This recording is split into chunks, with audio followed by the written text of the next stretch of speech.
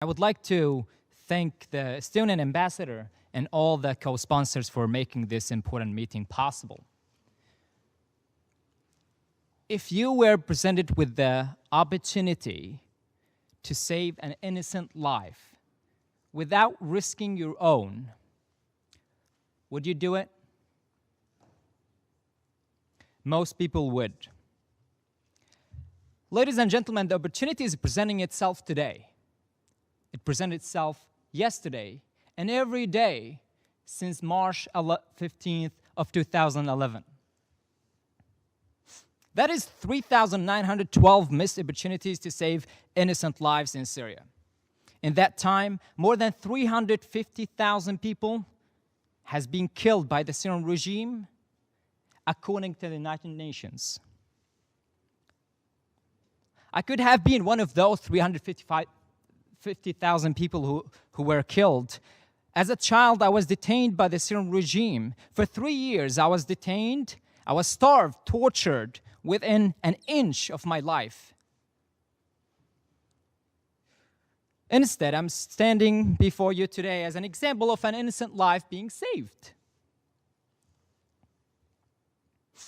My mother saved my life. Her name is Hala, and I want you to remember that name. Despite her husband, my father, and her sons, my brothers, being slaughtered in front of her eyes during a massacre in my village Al-Baida, where Assad regime and its Iranian allies murdered every man, every woman, every child, even the elderly, the trees, the animals. Very few people survived. Among them was my mother.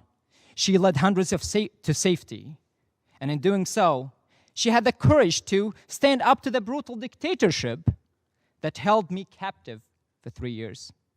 And instead of complaining about her limitations, she found a way to take actions.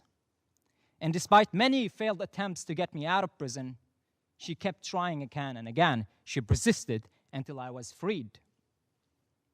Her actions may seem like an isolated event, but I believe that by saving me from prison, my mother set an example of how we all must act to stop the Syrian regime from taking more lives and hold its leaders accountable for the countless lives it has already taken. It does not require a miracle. It just requires courage, action, and persistence. During my time in detention, specifically in branch 215, I was tasked with numbering the dead human beings, including those of my own family members, in a room where they collected all the dead bodies. During these horrible years of my life in Assad prisons, there was a single month, one single month, where it was different. There was less torture. I even numbered less dead bodies. We get more food. I was surprised. But after I was released out of prison, I went back to the media to check what happened at that month. And it was this action, this stop of torture and allowing the food to enter was after the public release of the evidence called the Caesar file. The guards feared that they will be actually held accountable. Unfortunately, the world turned away and the machinery of death continued. So it was only 1 month.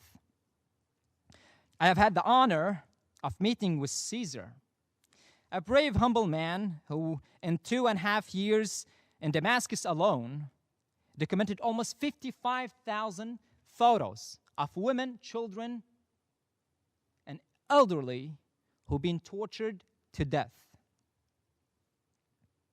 Today we have the photos, the documents of the command responsibility, the photographer, the camera, and the flash drives.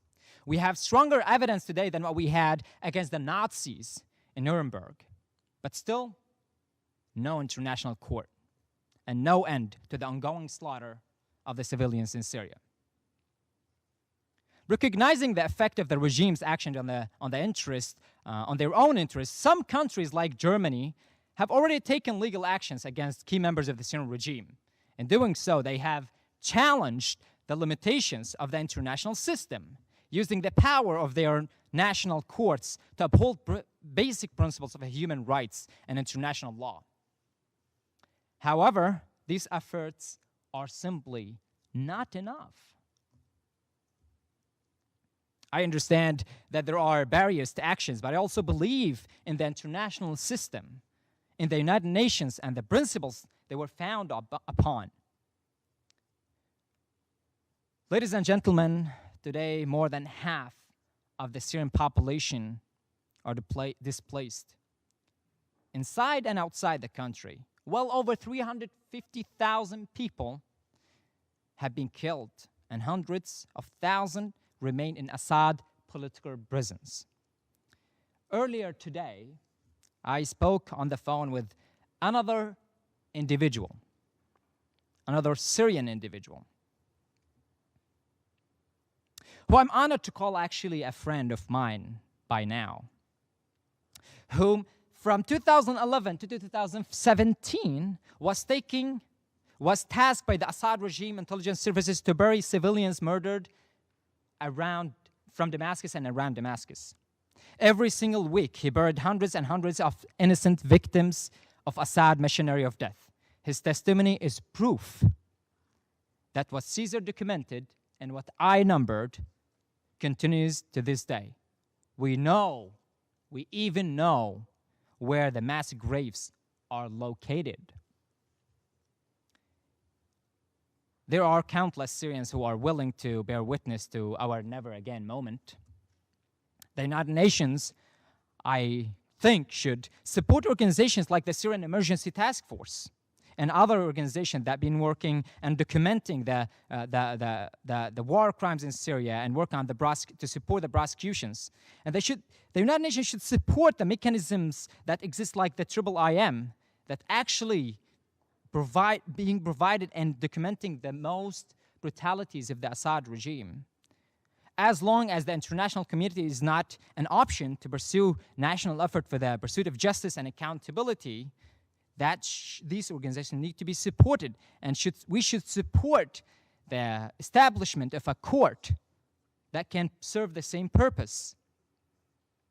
Because the people I numbered, including my best of friends and my cousins who died with me in prison, the people that Caesar photographed, and the people that the grave digger, to the lack of name that describe his responsibility, the people who he buried they all gone. My family, my father and my brothers were massacred. They are gone.